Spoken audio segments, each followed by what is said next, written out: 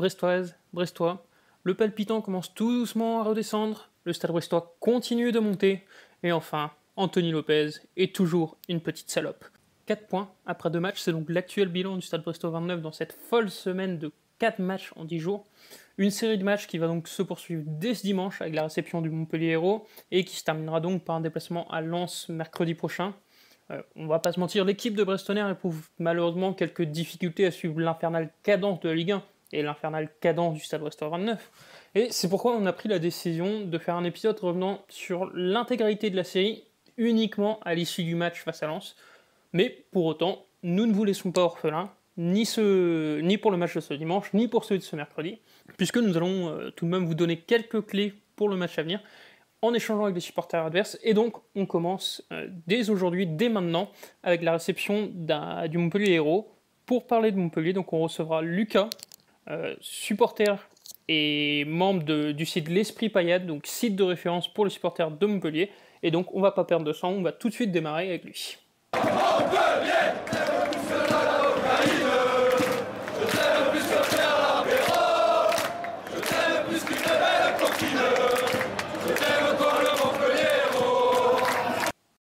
Alors, comme je vous l'ai dit, on reçoit aujourd'hui Lucas du site L'Esprit Paillade. Donc, Lucas, avant tout, merci de nous donner de ton temps, tout simplement.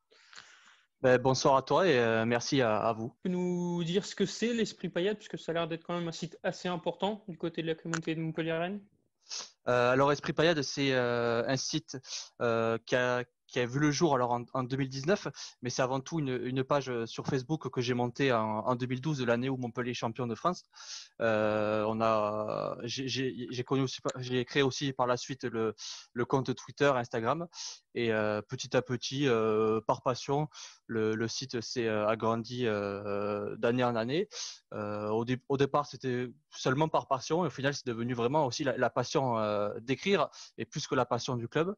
Donc, on fait un peu comme vous des podcasts hebdomadairement, et on relaie l'actualité du MHSC. Justement, cette actualité du MHSC, cette saison, elle doit être quand même assez plaisante à suivre. Je le rappelle, Montpellier est 5e de Ligue 1, 3e meilleure attaque du championnat ex-aequo avec Monaco et Brest. Et ce, malgré, si je ne me trompe pas, beaucoup d'absences liées au Covid en début de saison. Est-ce que, du côté de Montpellier, on est satisfait, voire même très satisfait de ce début de saison ? Alors, concernant le Covid, ouais, on a eu Delors, Mollet, Ferry, me semble. Enfin, on a eu 2 ou 3 cas de Covid, mais on n'en a pas eu énormément. Après, on en a eu au début, effectivement. Pour parler du début de saison, Montpellier-Rouen, il est quand même très satisfaisant. Même si on peut avoir des regrets, notamment avec le derby qu'on a perdu et le 4-0 qu'on perd contre Reims. Il y a quand même de très bons résultats.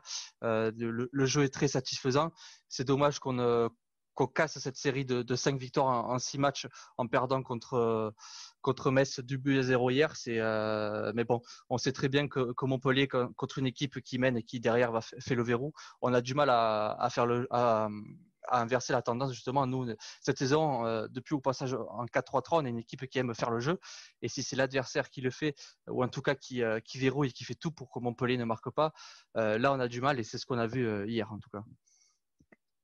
Il y a une autre tendance aussi qui se dégage de ce Montpellier, et c'est peut-être surprenant par rapport au stade de l'an dernier, c'est qu'on a un Montpellier qui a du mal à prendre les points à domicile et qui, à l'inverse, est très fort à l'extérieur. Je rappelle quand même 14 points pris en 7 déplacements cette saison. Comment est-ce que tu expliques cette schizophrénie, toi, du côté de la Paillade ? C'est un manque de réussite ou c'est la disposition tactique ? Alors, pour parler de l'année dernière, c'est vrai qu'on gagnait beaucoup à domicile. C'était grâce au public notamment, parce que c'est vrai qu'à la Mosson, c'est vraiment une forteresse. De toute façon, notre Mosson était surnommée auparavant la marmite du diable, elle est toujours nommée ainsi. C'est vrai qu'à domicile, on était très performants. À l'extérieur, à contrario, ouais, c'est inexplicable. L'année dernière, on ne sait pas. Peut-être un manque de motivation, une mauvaise approche du match, peut-être. Et cette saison, ben justement, on démarre quand même bien la saison à domicile avec des victoires contre Angers, Lyon, Nice, 3 victoires d'affilée à domicile.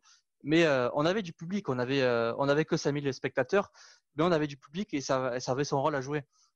Et là, on voit que depuis que les matchs sont à huis clos, et ben à domicile, on a plus de mal. Et j'ai l'impression qu'en fait, cette saison à domicile, on joue comme la saison dernière à l'extérieur. Et justement, à l'extérieur, cette saison, ça nous réussit parce que peut-être il n'y a pas la pression qu'on pouvait avoir l'année dernière en jouant hors de nos bases, pas de public. Après, peut-être qu'on approche aussi différemment les matchs. Et c'est vrai que depuis qu'on est passé en 4-3-3, eh ben, on gagne beaucoup à l'extérieur. Donc c'est comme ça que je le vois aussi. Tu évoques justement la question du dispositif à Montpellier. Quand on se plonge dans l'analyse un peu plus poussée de Montpellier, il y a quelque chose qui saute aux yeux, c'est le très faible taux de possession. Il me semble que vous êtes 17e équipe en termes de possession avec environ 45% de possession. Est-ce que c'est suffisant aujourd'hui pour dire que Montpellier, par exemple, est une équipe de contre ou les chiffres sont trompeurs tout simplement? Ben, tu vois, je connaissais pas les chiffres. Moi, je pense que ces chiffres sont trompeurs parce que quand on voit les matchs de Montpellier, à part contre le Paris Saint-Germain, bien évidemment, et les défaites qu'on a pu avoir, mais c'est vraiment, on a l'impression que vraiment Montpellier veut faire le jeu et Montpellier met le pied sur le ballon. Alors certes, peut-être qu'on n'a pas forcément la possession, on garde pas forcément le ballon, mais tous les ballons qu'on a, en tout cas, on essaye de se projeter vers l'avant. Et surtout, en tout cas, depuis l'instauration du 4-3-3, on pouvait reprocher à Derzakarian et son 3-5-2 d'avoir un style défensif, de mettre le verrou et là, oui, de jouer en contre. Mais depuis l'instauration du 4-3-3, justement, non, il y a une projection vers l'avant et on ne cherche pas à défendre à tout prix. Justement, c'est malheureusement une tactique qui n'a pas payé ce mercredi face à Metz. C'est d'autant plus décevant. Je pense que Montpellier avait fait le choix de ne quasiment pas faire tourner son effectif. Dans cette série, 4 matchs en 10 jours, on doit s'attendre à quoi ce week-end? On peut espérer un turnover côté montpelliérain ou la défaite fait que ça sera encore les 11 titulaires? Alors déjà, je vais revenir au match face à Metz. Euh, je- pour moi, je l'avais dit aussi sur mon compte Twitter, j'avais posté un tweet comme quoi je pensais qu'on n'allait pas tourner face à Metz et c'est ce qui s'est passé parce que on joue Lille justement 3 jours après jouer contre vous contre Brest. On n'allait pas faire tourner 2 matchs d'affilée, c'était pas possible. Et donc oui, pour répondre à la question, selon moi, je pense qu'on va faire tourner contre votre équipe, notamment en attaque. Peut-être faire sortir un Mavididi qui est en deçà depuis quelques matchs. Il marque des buts, mais dans le jeu, c'est pas du tout ça. Au milieu, peut-être qu'on verra un Chotard, peut-être à la place d'un Mollet ou non, peut-être pas Ferry, parce que Ferry il est en train d'augmenter en puissance, de monter en puissance, mais peut-être à la place d'un Mollet, peut-être également qu'on verra un Vittorino Hilton qui est sur le banc depuis l'instauration du 4-3-3. Ouais, c'est certain qu'il y aura du mouvement parce que contre Lille, ça va être un match hyper important contre nous. Il ne faudra pas perdre également il faut rattraper la défaite face à Metz. Mais en même temps, Brest, c'est aussi un match important. Mais on sera obligé de tourner parce qu'on ne peut pas tenir la cadence comme ça, je pense, en tout cas. Et en prenant compte ce turnover, ça va être quoi l'objectif de Montpellier à Brest? Forcément la victoire ou est-ce qu'un match nul, au final, ce sera un bon résultat? La victoire, tous les matchs, on a comme objectif de gagner, mis à part Paris qui est un match bonus. On visait Metz. Contre Metz, on voulait gagner. Contre Brest, sur le papier, c'est une équipe qui est à notre portée, qui est moins bonne, en tout cas sur le papier, que Montpellier. Montpellier, c'est clairement l'objectif, c'est de gagner. Cette année, on vise clairement l'Europe, on ne le cache pas. Ça fait des années qu'on rate cet objectif et ce rêve de retrouver l'Europe.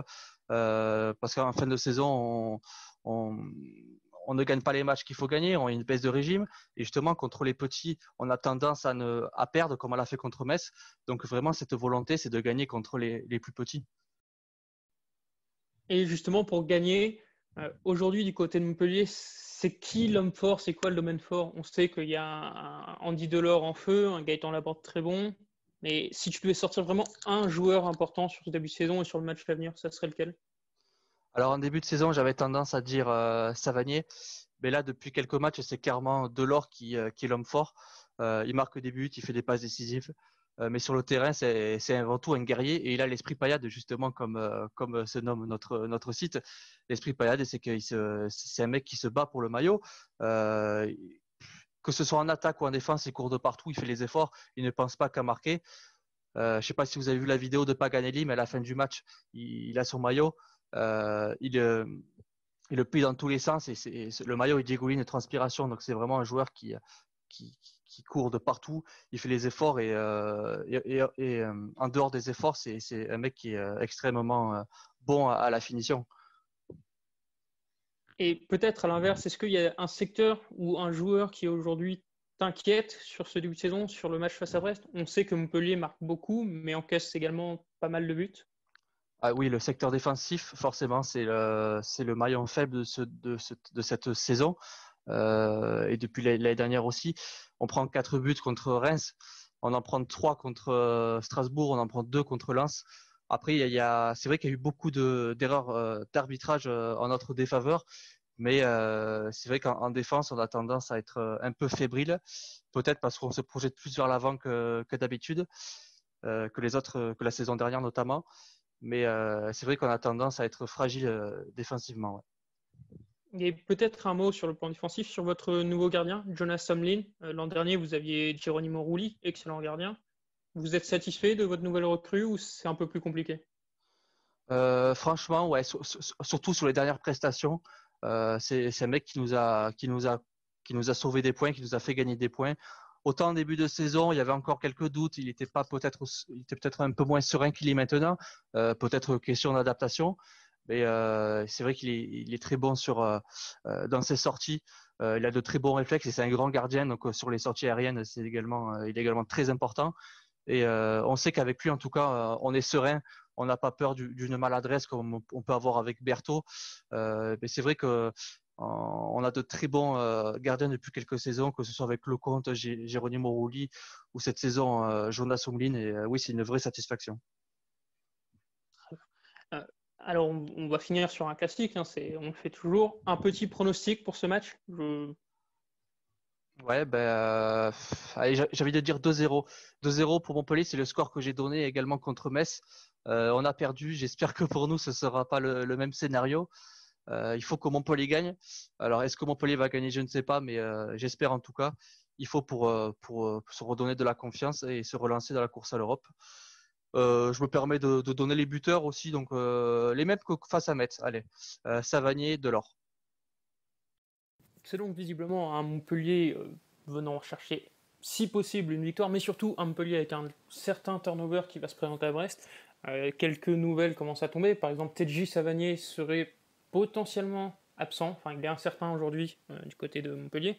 À l'inverse, du côté brestois, tout va bien, puisque a priori tout le monde sera sur le pont. Ronald Pierre-Gabriel, il y a un petit doute, mais il devrait pouvoir être de retour. Est-ce qu'il sera titulaire ou est-ce qu'il sera sur le banc? Ça, on ne le sait pas encore. Mais voilà, tous les signaux sont au vert au niveau de l'effectif brestois. Côté Montpellier, on attend un petit turnover, mais ça reste quand même une équipe très solide, hein, comme on l'a évoqué avec Lucas. Donc, on attend un peu de voir comment ça va se passer. En tout cas, une chose est presque sûre, c'est qu'on devrait quand même avoir un match très agité entre deux des équipes qui marquent et encaissent le plus de buts dans le championnat. Donc, on espère un match bien plus plaisant que celui qu'on a pu voir face à Reims ce dimanche. On se retrouvera après le match face à Lens pour en parler. Mais sur ce, supporters brestois, nous vous souhaitons tout simplement un bon match. Canavo. Allons sur le quai Guénon, devant le petit pont, chanter la chanson. Le branle-bas de la croisière et dans la planche baleinière. Jean-Boué, notre brigadier, son bol est caplé un peu sur le côté. Me rappelle mon bâtiment, c'était le bon temps, celui de mes 20 ans.